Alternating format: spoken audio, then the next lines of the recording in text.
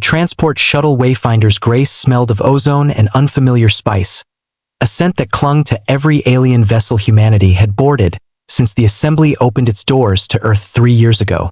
Rows of passengers from a dozen worlds filled the cabin, the chitinous Draveth diplomats near the front, a pod of LSI water breathers sealed in humming tanks, and near the emergency exit, a cluster of Kethrani mercenaries who did not bother hiding their war scars.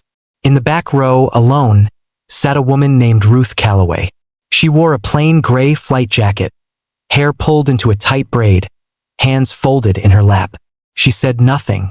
She ordered nothing from the drink drone that rolled past. She simply watched the stars smear past the viewport as the shuttle broke orbit above Thren Station. To the untrained eye, she was unremarkable, forgettable even, but the Kethrani mercenaries noticed her first.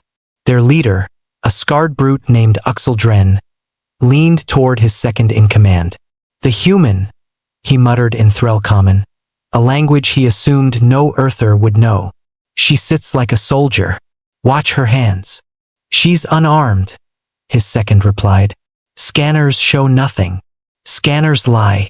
Uxel's mandibles clicked, a Kethrani told for suspicion. "Humans build weapon scanners cannot see. I fought them in the perimeter war. 3 of my brothers died to a woman half her size." 2 rows up, a Draveth trade envoy named Corvus Ashwell, human by name only, having taken an Earth alias for diplomatic ease among the Assembly's newer members, tilted his elongated head and studied Ruth through a side mirror. Draveth possessed a rudimentary empathic sense, a way of reading the pressure of intent in a room. And the pressure radiating from the woman in the back row was wrong. Too calm, too still, like the silence before a hull breach. He did not know why. He only knew every predator instinct bred into his species for 600 generations was screaming at him to look away and not look again. 40 minutes into the flight, the Wayfinder's grace shuddered. Not turbulence. Impact. The lights snapped to red emergency wash.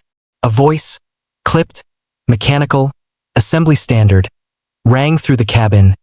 "Hull breach, aft cargo. Unauthorized boarding detected. Passengers remain seated." Chaos erupted in 3 languages at once. The LSI tanks fogged with panic releases. The Draveth envoy's escort rose, sidearms drawn, forming a wall around their principal.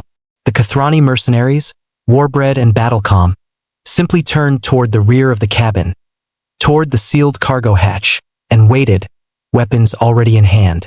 Ruth Calloway did not move. She sat, hands still folded, eyes on the hatch.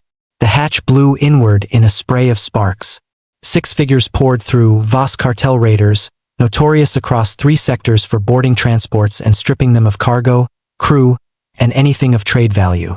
Their leader, a hulking mass of grafted cybernetics calling himself Renner Slate, stepped through the smoke with a plasma cutter humming in one fist. "Nobody moves and nobody dies," Slate announced, his translator crackling. "We want the Draveth. Diplomatic cargo's worth more than your lives combined." The Kethrani mercenaries opened fire. It was fast, brutal, and entirely one-sided, in the raiders' favor. Dren went down first, a plasma bolt through his thorax. His second followed a heartbeat later. The raiders were better armed, better positioned, and utterly without mercy. The cabin filled with screaming and the acrid stink of burnt chitin. Slate's men fanned out, herding the surviving passengers toward the center aisle at gunpoint. One of them reached the back row and grabbed Ruth Calloway by the collar of her gray jacket, wrenching her to her feet. "This one's quiet," the raider sneered. "Quiet ones are usually the ones with something to hide." Ruth looked up at him. Her eyes were the color of a winter sky, and there was nothing in them. No fear, no defiance, nothing the raider recognized as human at all. "You should let go of me," she said. Her voice was soft, almost gentle. The raider laughed and backhanded her across the face. That was the last mistake he ever made. What happened over the next 90 seconds would later be reconstructed from the shuttle's black box, replayed in assembly tribunal chambers for species who had never before seen a human move at full commitment. Ruth's braid whipped as she pivoted, and her elbow found the raider's throat before his hand had finished its follow-through. He dropped, choking, and she had his sidearm before his knees hit the deck. She did not fire it wildly. She fired twice, center mass, both raiders flanking Slate, and rolled behind the row of seats as return fire chewed through the cabin's bulkhead.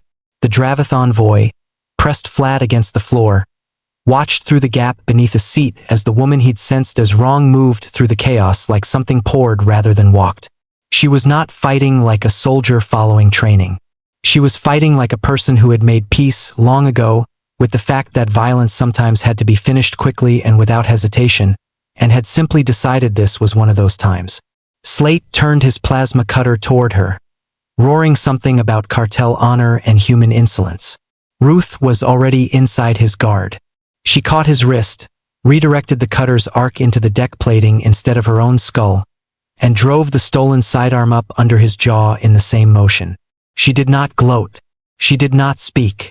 She simply looked him in his one remaining organic eye and pulled the trigger. Silence fell over the cabin, broken only by the hiss of a coolant leak and the whimper of the last surviving raider, disarmed and pinned beneath her boot. Ruth knelt, checked Uxeldren's pulse. Faint, thready, but alive, and pressed her palm flat against the wound in his thorax to slow the bleeding. "Medical drone," she called out, voice steady, carrying easily through the wrecked cabin. "Now, please." Later, in the sterile quiet of Thren Station's med bay, Corvus Ashwell found her sitting exactly as she had on the shuttle. Back straight, hands folded, waiting for a report on the wounded she had saved. "You are assembly personnel?" he asked. "Military? Intelligence?" "I'm a hospice nurse," Ruth said. "From Ohio." Corvus stared at her, his empathic sense finding no lie in the pressure of the room, only a bone-deep tiredness he recognized from decades of assembly diplomacy. "A civilian did that. I spent 4 years in the army before nursing school," she said simply. "You learn some things that stay with you." She glanced toward the recovery ward, where Uxeldren lay stabilizing under a bank of monitors, the very mercenary who'd called her a soldier and meant it as a warning. "He's going to make it. That's what matters." Corvus did not answer immediately. He was thinking of 600 generations of instinct, of predator senses bred across a dozen worlds, of every species on that shuttle that had looked at a quiet woman in the back row and felt, for one unexplainable moment, afraid. They had all been right to. They had simply misunderstood why.